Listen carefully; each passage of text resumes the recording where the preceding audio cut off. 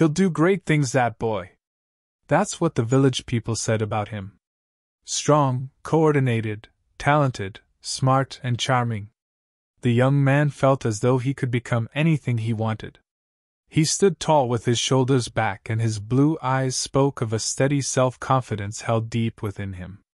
His body was strong, built through hours of intensive sword training. After endless hours of sword practice, he began to stroll through the village back to his home. A number of girls waved to him as he walked by, and he politely waved back. Upon arriving home, he began sharpening his swords ready for training the next day. Suddenly, a spirit appeared behind him, calling his name. The young man spun around ready to attack, only to find an incredibly plain-looking spirit floating harmlessly in the center of his room. Neither male nor female, the spirit held an entirely blank expression. Neither happy nor sad, as though there were no emotion inside it whatsoever. The spirit spoke. "Jean of further shore, I am the spirit of seeing." The young man stood facing the spirit confrontationally. "What do you want?" he said, drawing his sword. The spirit remained completely unafraid. "Only to show you my powers. I can show you anything you can possibly imagine. For I am the spirit of seeing," the spirit replied plainly. The young man observed the spirit carefully. It continued to float passively in the air and seemed to pose no threat. "You can show me anything, huh?" "Show me the stables of further shore," the young man said curiously. The spirit blew a puff of smoke, and inside the smoke the stables could be seen clearly. The image of the stables hung in the air for several moments before disappearing. The young man smiled. How interesting, he thought to himself. Another idea immediately came into his mind. "Show me the most beautiful girl in the world," he suggested with a smirk on his face. Without a word, the spirit blew another puff of smoke, and in it appeared the most beautiful girl the young man had ever seen. Her long, dark hair lay delicately over her pretty head. She had big, piercing brown eyes, a delicate nose, and plump lips. One hand lay perfectly on the hips of her gorgeous hourglass figure. The young man's pupils dilated as he stared at the girl in wonder for a full 5 minutes. Remembering where he was, he cleared his throat and composed himself once again. While he felt slightly embarrassed, the spirit maintained an empty gaze seemingly unaffected by the young man's embarrassing display. Another idea entered the young man's mind.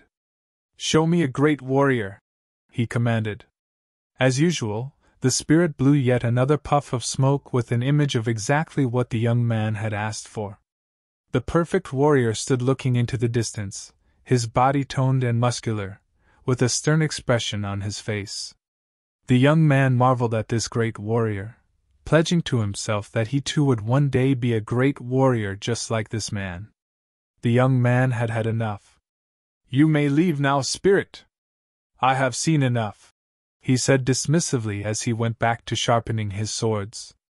The spirit of seeing spoke without emotion. "I shall remain here in the corner of your room, ready to show you my powers on your command." The young man shrugged his shoulders in acceptance. The spirit didn't seem to mean him any harm. As the weeks went by, the young man became accustomed to the spirit in his room. He used it to see the weather of the day, to see what his friends were doing, and he even started looking at beautiful girls with their clothing removed. After all, the spirit of seeing would show him anything he wanted. The weeks turned into months. He started leaving his sword training an hour early. And then 2 hours early. And then 3. For the spirit of seeing was far more stimulating than dull, repetitive sword training. The girls in the village waved, but the young man stopped waving back. They were plain, he said to himself. One day he would find a girl as beautiful as the ones he watched through the spirit, he thought. He began using the spirit to watch great battles. He cheered aloud as his favorite hero turned the tide of the skirmish at the very last minute. Watching with eagerness, thinking that one day soon he would lead his own army into battle. He thought of these battles while he practiced his sword work. He even began reciting lines he had heard his favorite hero speak as he swung. And he would leave training after just a few hours to rush home and watch another great battle, not before seeing more beautiful naked girls, of course. A year passed. And the girls in the village had stopped waving. Some had wedded a husband. Most could be heard screaming the name of another boy in the village from the archery range each evening. Apparently he was skilled with a bow. The young man cursed and muttered under his breath, something about real warriors not attacking from afar. He now often trained only for a few short hours, and some days he would skip training altogether. He would walk at a quick pace through the village to get home, uninterested in exchanging pleasantries with the village folk. He had begun using the spirit to watch as a number of beautiful naked women performed sexual acts upon one another. It seemed now that a single naked woman was no longer interesting. His admiration for his favorite hero had turned into jealousy. He would watch the hero defeat enemy after enemy, the gap between himself and the hero seeming to loom ever larger. He could no longer run much of a distance. His shield felt heavy. His sword skills no longer matched other warriors of his own age. Several more years passed. The young man had given up on becoming a hero, although he would still rewatch his favorite battles through the spirit from time to time. Still unmarried, he had become deeply frustrated and sad. His sword lay quietly in the corner of the room collecting dust. On the night of his 30th birthday, the man, nearing the end of his youth, sat alone in his room feeling worse than he had ever felt. The clock struck 12. Suddenly, the spirit of seeing began to laugh. The man was startled. The spirit had never laughed before.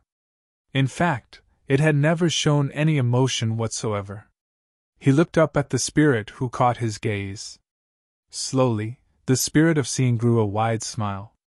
For the first time in 10 years, the spirit spoke. "My work here is done," it said in a deep voice. "What are you talking about, spirit?" The man spoke fearfully. The spirit laughed again.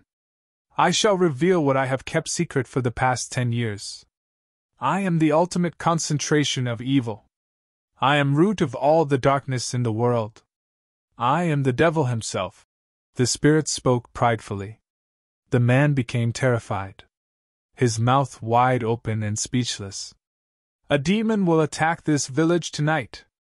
A prophecy foretold that you were the one destined to defeat it. But it is I that has defeated you. And now the souls of this village are mine." The spirit spoke with a tone of utter glee. "Why wait 10 long years?" the man asked in a shaky voice. "Why not fight me face to face the first time we met?" The spirit let out another laugh. "If I had fought you face to face, you would have conquered me. But I am cunning, and the slow drip of poison given to you through the means of endless fantasy has rendered you too weak to fight. And now this village is mine." The man could do nothing other than slowly sit down onto the bed. A deep, dark pain settled inside his stomach. One that he knew would never go away. Only the devil himself could inflict the deep, tormenting inner anguish he felt pulsing through his mind. The torture in his mind was too much to bear. He needed something to quell the pain.